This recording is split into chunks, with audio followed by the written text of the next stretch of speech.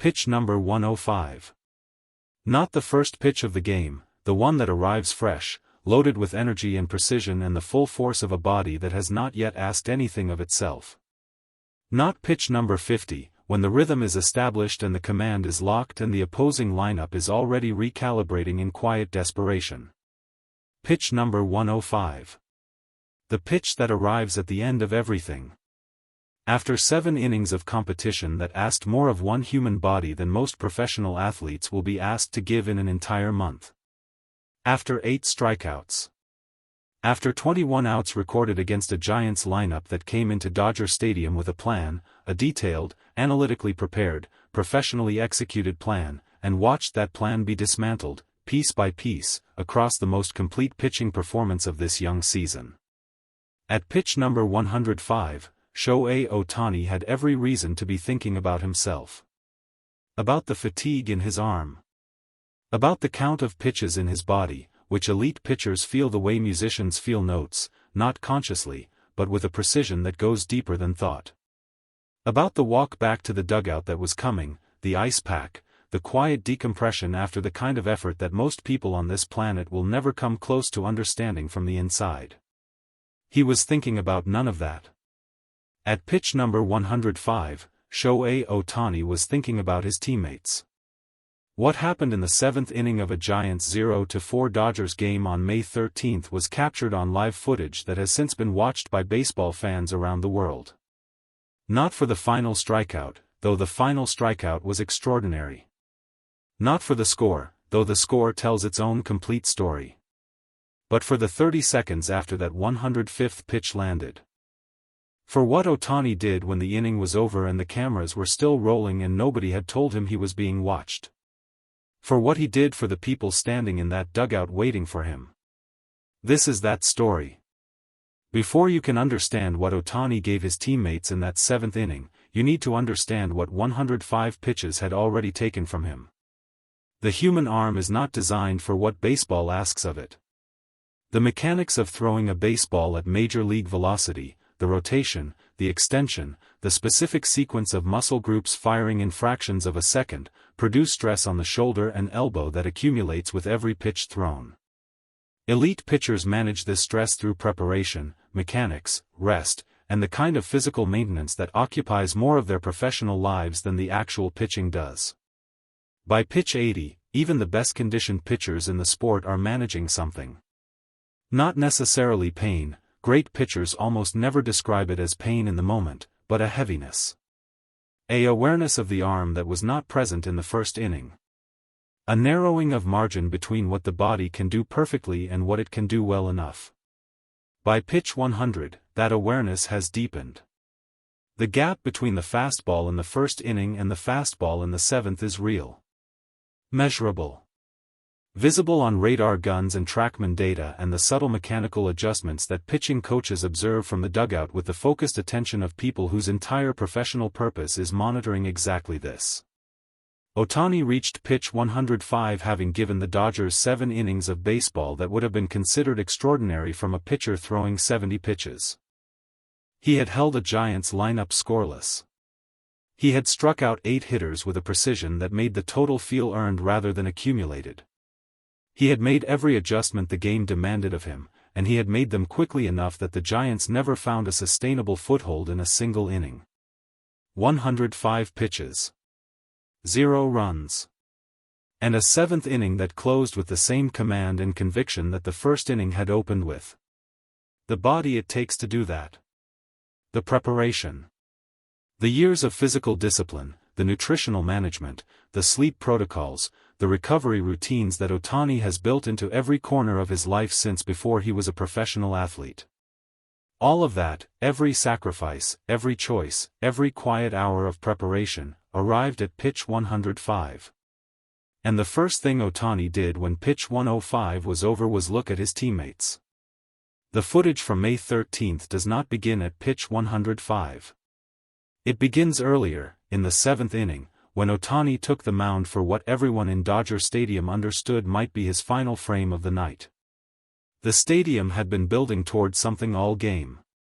The crowd that had arrived knowing they might see something special was now certain of it. Not in the tentative, hopeful way of early innings, with the genuine certainty that comes from having watched 6 innings of evidence accumulate into something undeniable.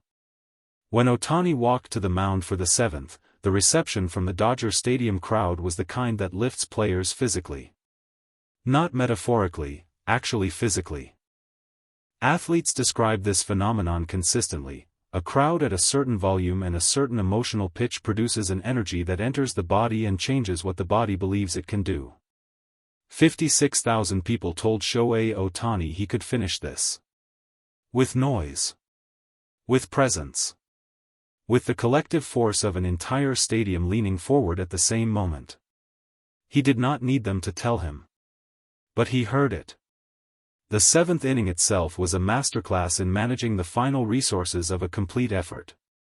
Ohtani was not the pitcher of the first inning, not because his command had broken down, but because the approach had evolved. Where the early innings had been about establishing dominance and setting patterns, the 7th was about efficiency and conviction. Getting outs. Protecting the lead. Finishing what he had started. The first 2 hitters of the inning went down quickly. Not flashily, there were no moments that will generate their own highlight clips, but cleanly. Purposefully. The outs of a pitcher who knows exactly what he is doing and is doing it with what he has left rather than what he had at the start. The 8th strikeout came on a pitch that the live footage captures in full, the set, the delivery, the ball arriving at a location that the batter had been given no real reason to expect, the umpire's hand going up for the final time, the reaction from the crowd that sounded less like celebration and more like exhale. The exhale of 56,000 people releasing the breath they had been holding since the 7th inning began. Ohtani stood on the mound for one moment. Just one. And then he turned toward the dugout. What the live footage captures next is the part that no broadcast team scripted and no production meeting anticipated. Ohtani did not walk directly to the bench. He did not find his seat, reach for his water, begin the internal process of decompression that every pitcher enters after leaving the mound after a major effort. He walked into the dugout and he went to his teammates. Not all of them. Not a broad, general gesture toward the group assembled on the bench. He went specifically, deliberately, to the players who needed it most in that moment. The hitters who would be going back out to the field. The players whose competitive situation in the game was not finished the way his was. The men who still had work to do while he was resting. What he said to them has not been fully reported. The live footage captures the body language without the audio, the lean toward a teammate's ear, the hand briefly on a shoulder, the expression on Ohtani's face that is not the celebration of a man who has just completed something extraordinary but the focus of a man who is thinking about what comes next for someone else. One teammate laughed. Not the polite laughter of someone reacting to a joke they half heard, genuine, surprised laughter. The laughter of someone who had just been told something unexpected from someone they did not expect to be told anything by in that moment. Because Ohtani had every reason to be inside his own experience right then. Every physical and professional justification for making the walk from the mound to the bench about himself. He made it about them. The footage was shared by the official broadcast, clipped and distributed across every baseball platform within minutes. By the time the game's final out was recorded, the clip had traveled far beyond baseball, into general sports feeds, into corners of social media that rarely engage with pitching performances, into international platforms where the specific context of a Giants 0-4 Dodgers game on May 13 meant nothing but the image of a man choosing his teammates over himself meant everything. Will Smith was the first to address it directly. Standing in the post-game availability with the particular stillness of a man still processing what he had just been part of, Smith said that what Ohtani had done in that dugout after the 7th inning was not unusual. That was the thing people needed to understand. It was not a one-time gesture from a player responding to an extraordinary night with an extraordinary moment of generosity. It was Tuesday. It was what Ohtani does. Smith described a player who, across the full course of a season, consistently exits the mound or the batter's box or whatever competitive space he has just occupied and immediately redirects his attention to the people around him. Who checks in? Who notices which teammate is carrying something into an at-bat, a slump, a mechanical issue, a mental weight that competition sometimes presses on people, and who says something specific. Not a general encouragement. Something that demonstrates he was watching. That he was paying attention. That what happens to his teammates matters to him in the same active, attentive way that his own preparation matters. Another Dodgers player put it differently. He said that playing alongside Ohtani changes how you think about the game. Not because of the talent, though the talent is incomprehensible up close, but because of the example. Because every day in that clubhouse, you are watching someone operate at the outermost limit of what is physically and mentally possible in this sport, and you are watching that person simultaneously never lose sight of the people around him. He said, it makes you want to be better. Not a better baseball player. A better person. That distinction, better person, not better player, is the one that keeps appearing in conversations with Dodgers players about what Ohtani means to this team beyond the box score. 105 pitches. 8 strikeouts. 7 innings. Giants 0, Dodgers 4.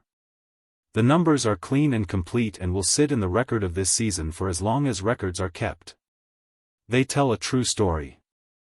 An impressive story. A story that advanced metrics will contextualize and historians will eventually place within the broader arc of what Ohtani is building game by game this year. But the numbers do not tell the story of 30 seconds in a dugout after the final out of the 7th inning. They do not tell the story of a man who had just thrown 105 pitches, who had given 7 innings of everything his body and mind and years of preparation could produce, choosing to spend the first moments of his rest thinking about someone else. About the teammate who needed a word. About the hitter who was about to go back out there. About the people who were still in the middle of the game while he was finished with it. That is not something you can build with talent. That is not something a contract produces or a coaching staff instills. That is something that lives in a person before they ever put on a uniform, something that was present in a young pitcher eating rice balls on his way to practice in high school, something that was being formed in the quiet years of preparation before the world was watching. It showed up on May 13 at Dodger Stadium in 30 seconds of live footage. It shows up every day in a clubhouse full of players who have learned, by watching, by being on the receiving end of it, by feeling what it is like to have someone who does not need to notice them anyway, that the greatest player in baseball is not great only on the mound. He is great in the 30 seconds after. When nobody told him the cameras were still rolling. When he was just being himself.